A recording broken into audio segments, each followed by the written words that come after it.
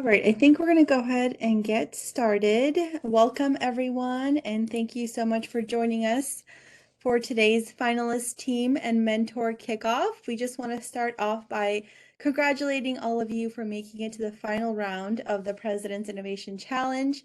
The competition was much higher this year, with more teams submitting a proposal and fewer teams moving on to the final. So we hope you are really proud of yourselves for making it this far. Last year, we actually had 14 submissions and 9 finalists, and this year we had 16 submissions and 7 finalists. So it was an intense competition. In just a couple of short months, you applied your knowledge, your expertise, and your rebel innovative spirit to tackle a sustainability challenge. And more than 100 of you showed interest in the challenge. 80 of you moved on to form 20 multidisciplinary teams, and 16 of those 20 actually turned in full submissions, and 7 of you made it here today. So there are 29 of you among the 7 teams that made it and will receive $1,100. That is going to cover the cost of tuition for a 3-credit course, a semester parking pass, and a $100 sustenance scholarship. I just want to note, though, that you do have to have a current FAFSA or the alternate need determination form on file so you can receive this scholarship. If you owe any money for current or past terms, the funds are going to be applied there before you get that remaining balance. And the disbursement does take about 4 to 6 weeks to hit your account. So we'll keep you posted as we have more information on that. During the second phase of the challenge, one of you is actually going to win a $25,000 prize and a place in the UNLV incubator, where you're going to get support from mentors in the field and really transform your proposal into reality. So to help you get there, we're going to provide you with a lot of different resources and trainings along the way. So I'm just going to go over the spring timeline with you to let you know what's going to be happening in this second phase. During February and March, we're going to be hosting a variety of workshops and trainings. Your team is going to have the opportunity to present to Dr. Rippey and get more feedback about your idea and your content. And then you're going to have an opportunity to present in front of our public speaking coach, Sudabella, and get more feedback. You're going to get to take that feedback back with your team, make some tweaks, and then present there again. We just really want to make sure you feel confident and prepared to do your final presentation. You're going to be submitting a full submission on April 17th that only the judges are going to have access to. Judges are going to be asked to sign a non-disclosure form, so you can feel free to share all aspects of your project with them. And then you're going to submit your slide deck on April 24th that everyone will be able to see on the day of the presentations. We're going to be hosting also a dress rehearsal for you during the week of April 24th, so you can get one final opportunity to practice before we do the finals. The final event date has moved to May 1st, but hope this is good news to you because you're going to get some more time to finish your final pitch before the big day. And that's why we've also were able to change those full submission deadlines and the slide deck deadlines to give you some more time to feel prepared. We're going to be sending you calendar invites to the trainings that we're going to identify here, but I wanted to share some of the topics here with you just so you have a better idea. We're going to be hosting a Resolving High Pressures Conflict workshop. This is going to be on February 23rd in person at the Gateway with our ombuds. And then we're also going to be hosting a fast prototyping workshop along with a tour of the makerspace at Blackfire Innovation, so you can get an idea of all the resources that are going to be available to you as you kind of work on this next phase. We're still working out that date. We're going to let you know as soon as we find out. And then, like I mentioned, you're going to get team idea content coaching. That'll be the week of March 21st, and then your public speaking coaching will be after that. So you'll have a lot of opportunities to continue practicing before the big day. So I'm going to go ahead and pass it over to Dr. Rippey to talk a little bit about the rubric review. Thank you, Nev, and good evening, everyone. Some of you I just spoke to a little while ago, but for those others, hello again. And what an exciting time, transitioning into the final stretch, so to speak, although we still have a few weeks and you have a lot of work to do. Specifically, what I want to address tonight, and all of you heard me mention this during the debrief of all of the teams, was the emphasis on the final presentation or the final project rubric. And it's fairly simple, but I would make sure that becomes the roadmap for all of your activities for the next few weeks. I'm going to go through the basic parts of it and give you some insight into some of these areas. The rubric itself is available in the course on Canvas, so you can go in there and see it. And it matches with what we're going to show you today. So there are 5 parts to the rubric that you will see in there. The first, of course, dealing with the problem statement, the innovation, the idea you've come up with that addresses the problem statement, the proof of concept. So this is different from the first phase. Now you have to show us how you are actually going to do this. What's the first thing you would do in order to show that this is a viable idea that solves the problem and you've connected those two things. Of course, we're all interested in, yep, you've shown us a prototype, you've shown us how you're going to do this, then how does it scale after that? How are you going to change the world? If you think of it that say, so you're starting at sea level, and then how would you take it to 30,000 feet and now to other communities, other environments, etc. And then some final things that I'll talk about. It's not actually, it is part of the rubric, which is the pitch presentation itself. You will be doing a live presentation to a panel of experts and academic, some of whom you may know, people that you recognize from the community or people that you recognize from campus. It's a combination, and we announce that once they're all confirmed. So if we'll move the slide, I'll get into the details of this. So you have 7 minutes for your presentation. You want to, of course, start off with your purpose and, as we've indicated, a mantra, which I think all of you have created. The mantra, of course, is that piece that ties. It's that one simple phrase that gives you a sense of purpose, kind of a mission or a vision, if you will. This is actually a pretty important part. If you look at a lot of the technology incubator programs that work around the country, nearly all of them require the teams to submit their mantra because it indicates that you've kind of spent that time thinking about what it is that you're here to do. Remember, it's 7 minutes, so keep it short. What you want to focus on when it comes to describing your team is what are the strengths of your team and why are you the team to solve this problem. So think of it this way. Think of the entire 7 minutes as a reverse pyramid where you want to spend most of the time between your problem and the solution, primarily the solution. So things like your team presentation, if you spend 2 minutes talking about your team, because it's a big team and you've all accomplished a lot in your careers, you're not going to have that time to spend talking about your problem and solution. So I would suggest that as you look at the presentation flow, you start with what you need to spend the most time on and then fit everything else into the remaining time. So team, the description of your team, introduction, keep it short. What are the strengths of your team and why are you the team to solve this problem? The problem, okay, now you've kind of defined it for the first phase, but here's some criteria that could help your thinking. Is the problem a big problem? How big is it? Is it urgent? Is it urgent? Does it need to be solved now? Well, in the case of sustainability, most of the problems need to be solved now or something terrible is going to happen downstream. Is it a frequent problem? Is it costly to solve? And I'm going to tell you a little insight with what I just told you in terms of the criteria for problem. Those actually come from Y Combinator. Y Combinator is the most successful technology incubators located in the Bay Area. They created companies like Airbnb. And this is the criteria they use to define how startup pitches have defined the problem. Is it a big problem? Is it urgent? Is it frequent? Is it costly to solve? Now, you may not have all of those criteria, so I would focus on the most important and how those relate to our greater problem of sustainability. Now we get to the meat of it. This is what you're here to pitch, your solution. How does your innovation relate to the state sustainability problem statement? You need to make a direct connection between your idea and that problem statement. And you can do that. One of the ways you can do that is through what's called a value proposition. I know many of you are familiar with that term and may have created them already. But what value propositions simply do is what I said in the prior sentence. They connect your solution to potential customers, and it says, this is how we solve this problem for them.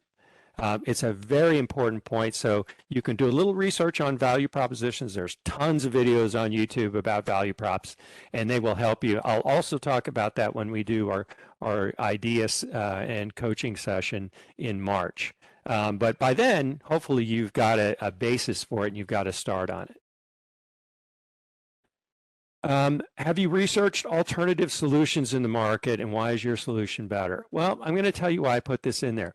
This is a question that pops in the brain of most judges. Well, if this is, is this the only solution to this, or is there something else? Or maybe I saw something, or I've read something, or I read a research paper about a group in Michigan who was working on a similar idea. You want to be able to not only address that, but to answer if that question arises. What are the alternatives, and why is your solution better than what's already out there? Or maybe some alternative has already been tried and it hasn't worked.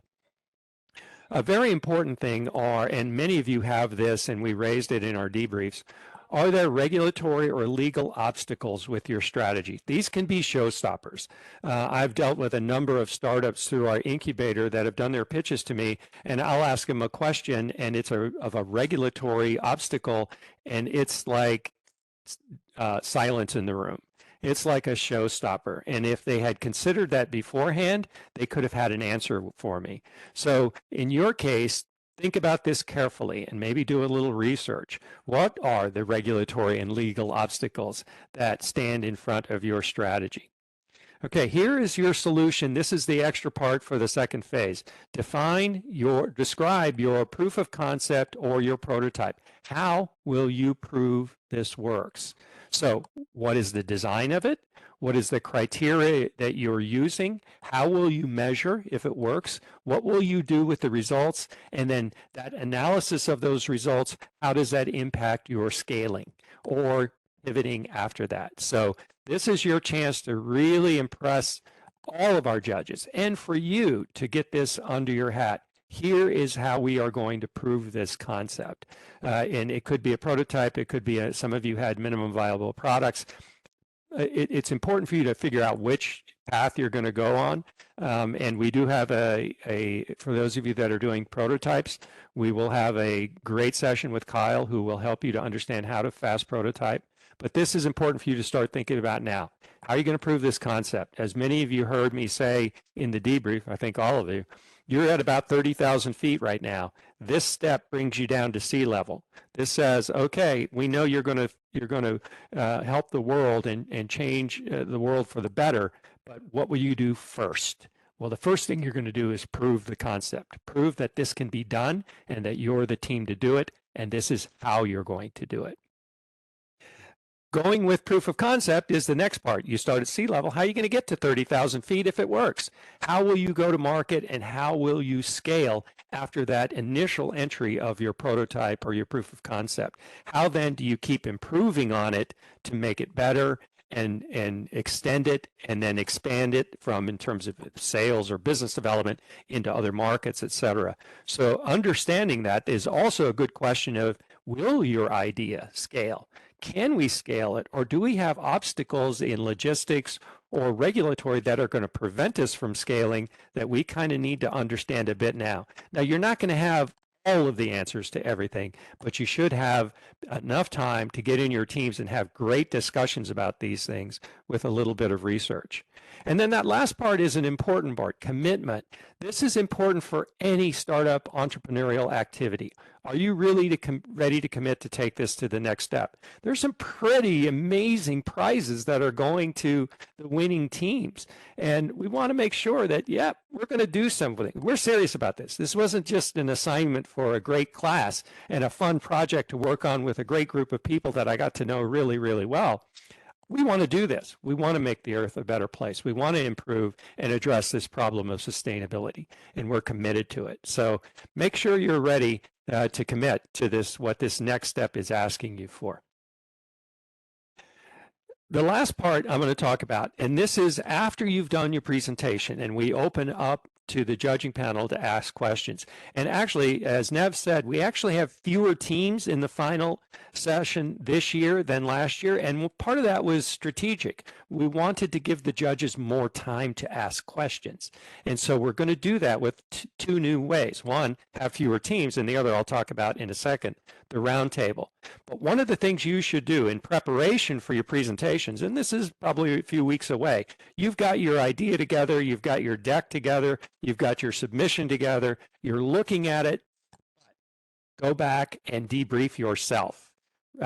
Anticipate what questions these panel of judges may have for you. Remember, one or more of the panel of judges may actually be experts in that field. So what would they ask you? You know, they're probably not going to ask you an overly technical question, but they're going to ask you something that gets right to the core of your idea and really requires you to think. So try to anticipate what they might ask you. If there's nobody on your team who's an expert in the technology that you're doing, then you need to become more familiar with it. You need to research and be a little bit more conversant in it.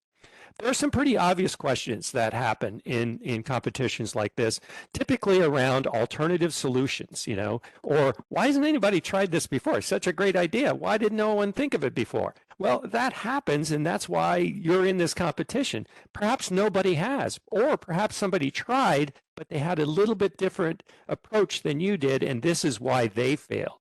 So I would research that. I know that's not the easiest thing to find, is ideas that didn't work, but through a little research, you might be able to get some insight on what alternatives are currently out there. And, you know, maybe you'll come across something, and if you get lucky, if somebody tried something that didn't work. Is it costly to solve? Y Combinator uses this as a criteria because they say if it's costly to solve, there's a tremendous scalability upside, because not very many people are going to try to solve it. So that's really a positive element for an idea. If it's costly to solve, that could indicate that there is a very high upside and a strong potential for scalability. There might be questions about major costs, and if you missed one, I can recall a team last year in their presentation that they just missed one thing, but that one thing turned out to be a pretty significant cost factor, and it was a game changer. And had they thought about it, I think they probably would have come to, oh yeah, well, we didn't even think about this. So keep in mind, when you're looking at costs, we're not asking you to estimate and do a pro forma P&L on what the cost, but you should be able to articulate what are the major cost structures around your idea. And just make sure you're in a position that someone asks, well, did you think about cybersecurity costs? Like, nope, we didn't, sorry. You want to be able to say, yeah, we did, we've researched it, and we know they'd be fairly significant. That's probably a pretty reasonable answer. What expertise will you need to support your team? I remember in the debrief sessions, one of the team even acknowledged that they had a weakness in a certain area. This is an important thing to acknowledge. If we don't have a mechanical engineer on our team, or we do not have a lawyer on our team who's going to advise on the regulatory issues, then acknowledge that that is something you need to add. If you're taking this idea to market and you have regulatory hurdles, you're not going to do it without a regulatory expert, and that's typically a lawyer in that field. So be sure that you as a team address that sort of expertise. Does it mean you're going to suddenly go out and add more founders to your group? Who knows? It may or it may not. It may need that you just need this expertise for one period of time, in which case sometimes those are outsourced. But in any case, make sure you understand where are those holes in your team that you need to plug. And then lastly, I think you should sit around in one session with your team and ask each other, what does success look like? What does it look like if our idea works? You know, where will we be 6 months from now, a year from now, 5 years from now with this idea, and how will it have scaled? That's a really good theoretical exercise in situations like this to really get your heads around, you know, a bigger long-term picture of what your idea is. Now, I know I've crammed a lot into what is a 7-minute presentation, but you've got several months or a couple of months here to kind of go through all of this and use this as kind of a roadmap to guide your thinking as you're continuing to develop your idea and your pitch for that final presentation. The last thing, and this is new for this year, and we did it because we wanted to provide more opportunity for the judges to interact with you with their questions. And correct me if I'm wrong, Nev and Kate, if this is how it works, but you will, after your presentation, you'll be seated at tables in the room by your team. And the judges will be allowed to come to your table with specific questions during the scoring phase when they're filling out their sheets. So they haven't submitted their scores yet, but if they have a specific question for your team, they'll have time to go and ask you the question. And that would be in a fairly relatively private environment around. And so that hopefully gives more chance for the judges to ask questions. We would run out of time last year with the judges had questions like, I had a question I wanted to ask, and we just ran out of time. So hopefully this will alleviate that and give more opportunity for them to approach you with specific questions. And I would add, if it's okay, I think the plan is to have those tables available for you all to be at them at the beginning of the event as people are mixing and mingling, so people can wander by your tables, get to meet you, ask any questions beforehand, and then as Dr. Rippey said, after the presentations there'll be time, and who knows, there might be folks in the room who really want to talk to you afterwards and ask you questions and maybe even know more about where you're headed or help you along the way, and we want to make sure you have that opportunity to be at a table with your team, be identifiable, and mix and mingle with anyone who has questions or wants to support you. So, all right, are you done, Dr. Rippey? I am. All right, then we'll transition over. So I know that was a ton of information. You probably have a lot of questions. I promise I'll move through my section quickly so that we'll have plenty of time for your questions and answers right now. Dr. Rippey is really inspirational, and he I don't know if you all understand exactly what he does, but one of the many things he does is he runs our incubator. UNLV has an incubator for great ideas to take them to market and to help them move along. And so that is actually one of the prizes that the winning team will get, is an opportunity to have space at our UNLV incubator at the Hughes Center, which is near campus, a beautiful space with amazing people there and all around. So thank you, Dr. Rippey. And I'll just say a few words about mentor and mentee guidelines, Nev. Mentor and team tips. One of the things that we recommend is that mentors are here to support teams, but not to be an actual team member, right?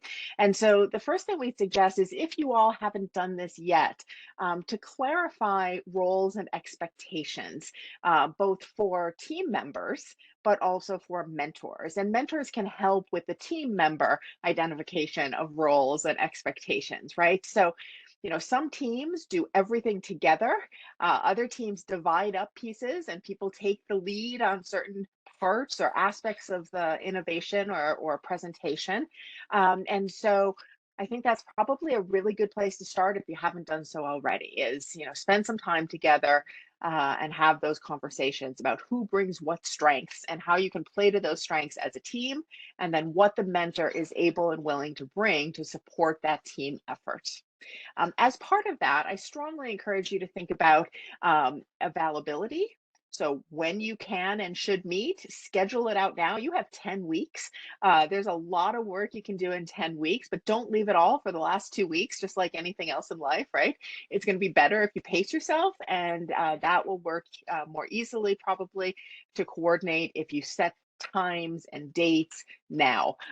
So think about availability, time commitment, when you're actually going to meet, and how you're going to meet. Are you going to meet virtually? Are you going to meet in person? And do you need to plan for meeting spaces? And so just so you know, as finalists in the President's Innovation Challenge, we do have some campus spaces that we can help make available to you should you need, places to meet and gather, places, maker space access, computer lab access, those sorts of things. Reach out and we will help support you if you need access for those sort of special spaces or meeting spaces, etc. But set expectations now, and it'll make everything go more easily across the next 10 weeks. Second, the real role of a mentor in the President's Innovation Challenge is to share their knowledge, their expertise, and to save you from mistakes that they've made along the way. So whether they themselves are innovators and entrepreneurs or not, your mentors signed up because they're bringing, lifetime experience and professional experience to your team. And so, that's really a tremendous gift of their time and expertise. And so mentors, what we ask is that, you engage with your team. You find times to meet. You help them identify roles and responsibilities and set a timetable and a plan to achieve what they're trying to achieve in the next 10 weeks. We ask that you review their submission materials in advance and probably in an iterative kinds of way so that you can provide input and they can develop their materials. And keep in mind that you all are preparing two things. First is the actual final document. And so, doing that in drafts and getting input and making edits and changes will really help you polish that presentation. And that will be shared with the judges to review in advance of the actual competition. The second thing you're preparing is your 7-minute presentation, which you just heard all about. And you might think, oh, that's the easy part. It's just 7 minutes. It's usually the opposite. When you prepare your presentation packet, you have lots of flexibility, you have time, the length can be variable. Getting all of the information that you need included in a way that is strategic and engaging with your audience in 7 minutes or less, that's the hard part, right? So don't underestimate the amount of time it'll take to get that together and get it polished and ready. And mentors, we're really hoping that you'll work with your teams on both parts of their project, right? Both the written piece that they submit and the slide deck and presentation, which is so critically important for their final pitch at the final competition. It's really important that both of those, your written document and your presentation, both the slides and your verbal presentation, are really professional, right? As Dr. Rippey mentioned, you're competing for a $25,000 prize and a place at an established incubator. These are really, really high stakes. And so the judges are professionals and they are not looking at this as students doing a small project. They are looking at this as actual professional pitches. And so the mentors can really help give important feedback and guidance to make sure that you're really polished. We also, mentors, ask you to assist your mentees to critically analyze the viability of their innovation, right? And to make sure that it's not so big and broad that it's unclear what they're actually doing, and make sure it's not so small and detailed and in the weeds that it's so technical that you lose your audience, right? So we ask mentors to please ask questions of your team. Ask your team to reflect on those questions and come back and discuss and debate them. Provide that critical guidance that I'm sure you've done in the classroom or in your own work experience. And we ask mentors to resist the temptation to provide all the answers, right? That's really the job of the teams. So as mentees, the way to be a really great mentee is to be a sponge, right? To take it all in, to listen and appreciate what your mentor brings to you. And hopefully that will help you produce a better innovation, a better presentation, and a better pitch. So mentors, one of the things that we've heard is very, very helpful is to help mentees test their ideas and their assumptions. So sometimes it happens to all of us when we get excited about something and we're building a new idea or floating, a new theory or concept or product. It's easy to get so caught up with it that you're blind to the own assumptions you've made along the way. And so mentors are great resources to be that sort of objective outsider who can take a look and a listen at what you're doing and make sure that you're not making assumptions that make you have blind spots that create gaps in your presentation, your pitch, or your overall innovation idea. And the last thing I'd say there is practice, practice, practice. So mentors,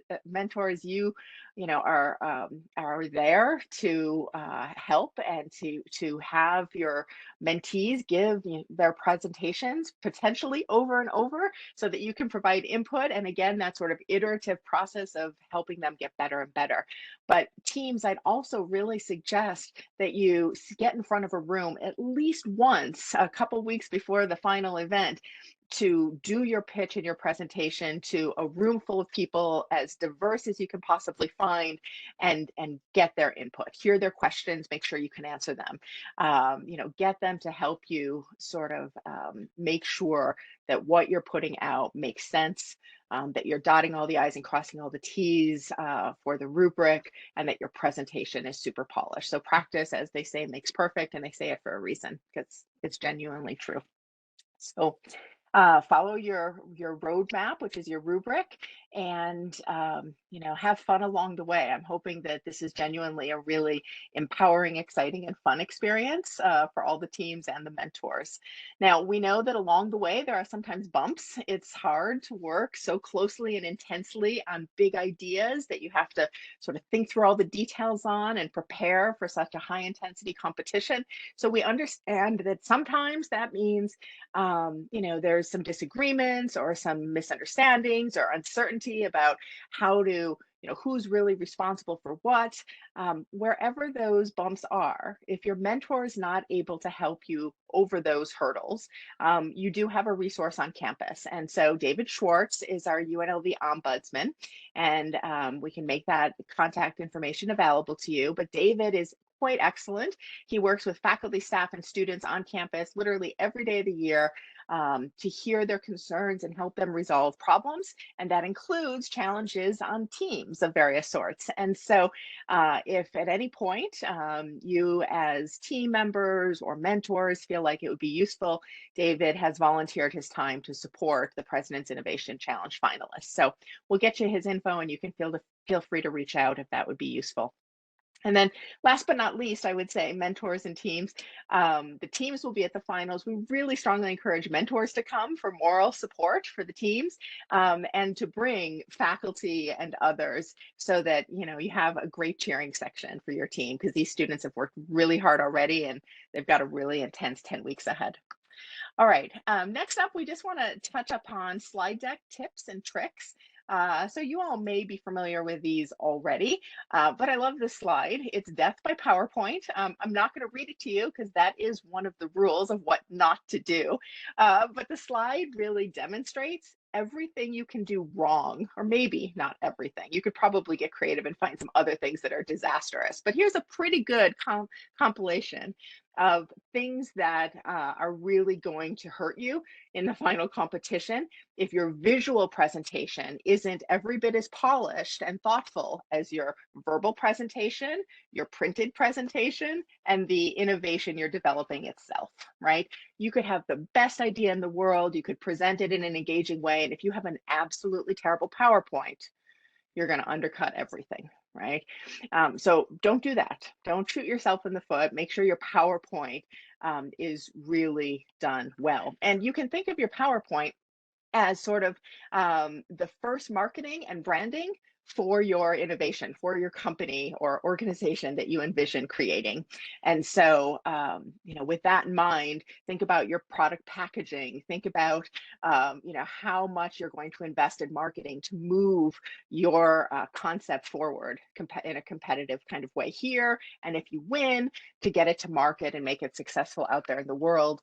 Don't let really poorly put together slides hold you back, right? This is your marketing moment. So to that end, we have one more slide that sort of talks through some of the really obvious tips and tricks. First of all, create a very simple and clean design template, and use the same template for all your slides.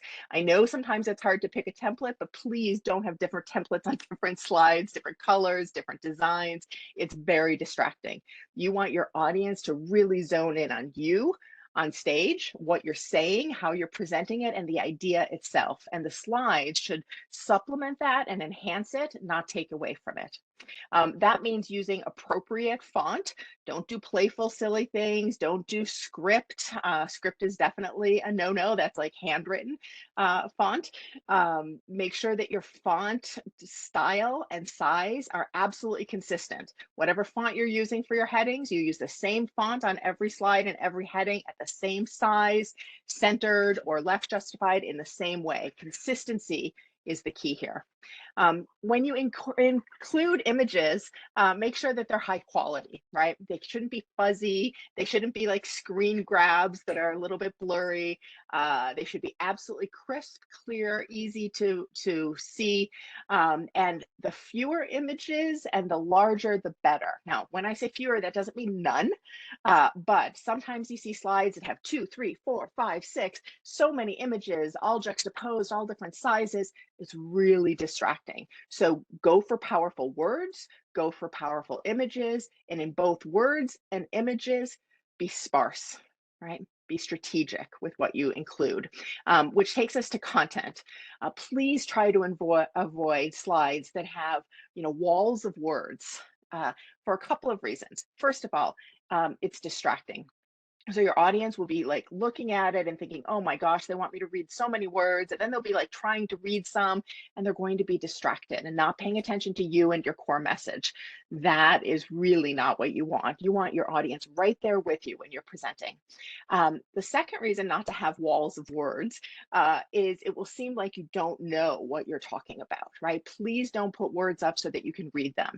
You should never look at your slides to read things from your slides during a presentation.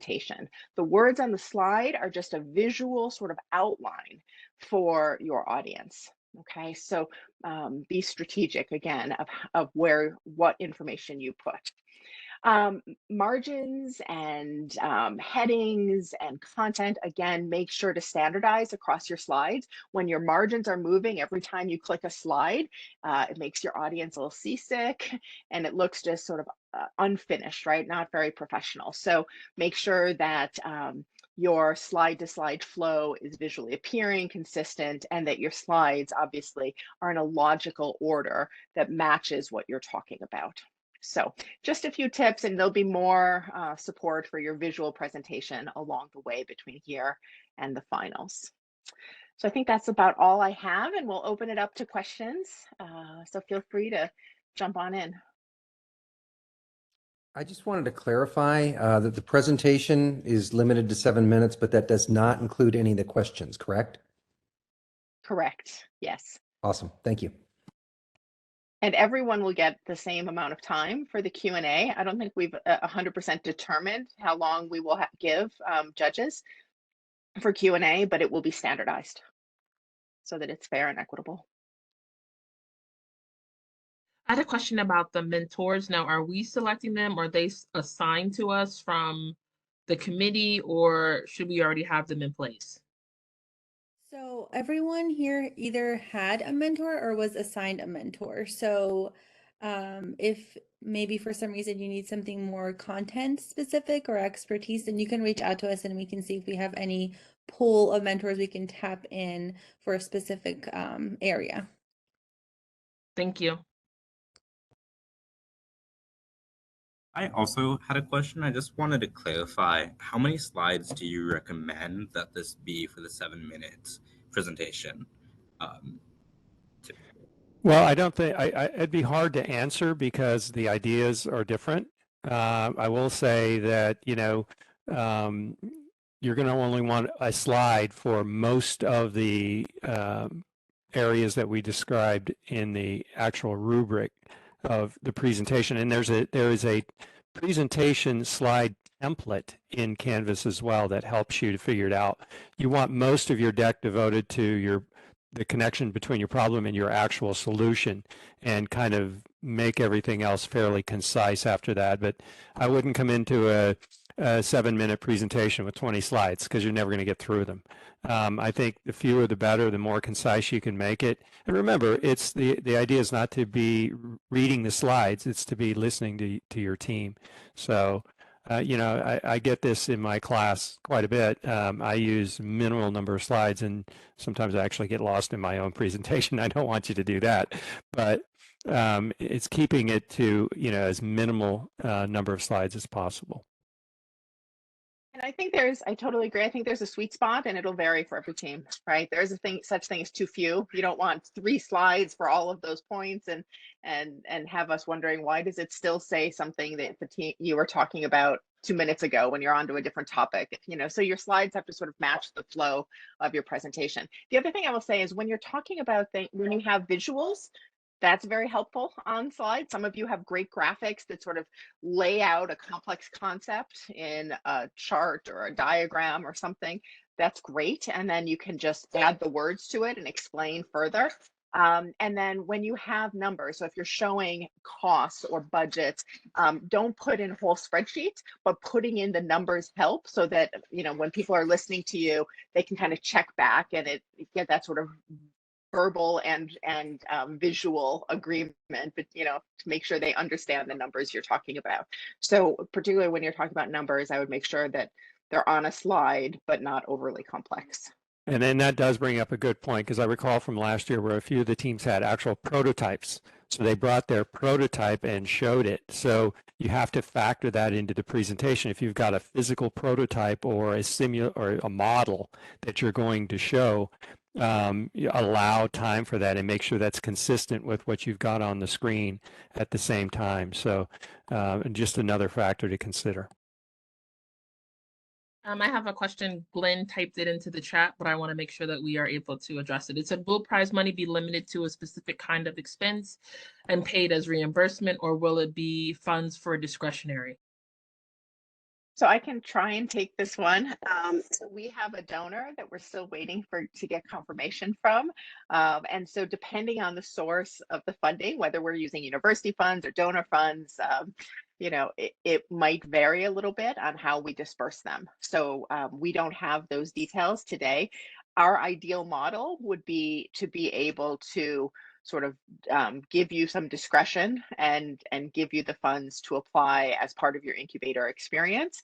But it depends on the source of those funds. So we will keep you posted as we have more details on that. The alternative to that sort of discretionary model is you would have certain types of things you could spend the money on, and then you would be reimbursed, or we would provide you those services and pay directly. Thank you. Thanks. Maybe the more important question is the follow-up to that. Should we be considering the potential use of those kinds of investment funds in the presentation? So when I'm mentoring the team, should we be thinking strategically about what a possible $25,000 investment would go toward? So my suggestion is it's probably a worthwhile conversation, thinking ahead. It's not something I would present in the actual presentation pitch. It might be something you go into in your written submission. Remember, the written submission, you have more leeway. You've got time to incorporate more information. But in the actual 7 minutes I'm standing up there, that's probably not something I would emphasize greatly. You might mention it as a part of your prototype, but yeah, I wouldn't find that, because it's not an item in the rubric where the judges are evaluating what are they going to do with $25,000. So I think it's a good discussion point, as I said, but not something I would spend time in the presentation talking about. Thank you both. I did have another question. Would we be able to know who the judges are in advance or no? Because you mentioned like there might be a judge in a specific field. Yes, we're gonna share with you the full list of judges and kind of the industry that they're in before the final presentation. So as soon as we finalize our list, we'll share that with each team. Anyone else have any questions for us? I did have a question. A couple of people in my group wanted to know,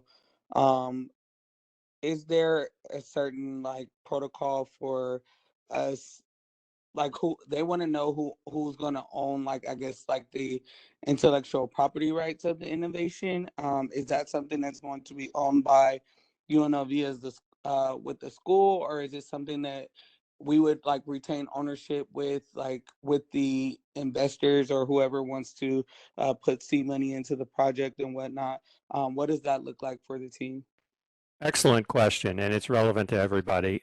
You own your property, and there's a commitment, and there'll be, I think we had talked about, we'll get Zach Miles to, who's the Associate Vice President for Technology Transfer. We'll discuss, what you need to know about intellectual property, but it's a great question and something you should be concerned about. But in the case of this competition, it's yours. We are going to help you with it if it involves a patentable idea.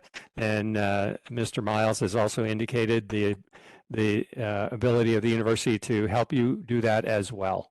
So at no equity stake. So this is a tremendous opportunity and really, actually, a very, very good question. Haley asked when you'll know the set dates and times for the workshops. So we have some of them already set. So we're going to be working on getting all those invites out to you early next week. And then for the ones that are not finalized, we're hoping to finalize those by next week as well. And then we'll share all that information with you. And as always, if you have any follow-up questions after this or think of something that it's not on your mind right now, you can always email the President's Innovation Challenge email and we'll get back to you on there as well. Sorry, I do have one more question. I know earlier you guys were saying to like research like our competitors and whatnot, or if anybody is already in the same field as our innovation and whatnot. Is that something that we should have in just our written presentation, or is it something that we should also speak about in our 7-minute presentation?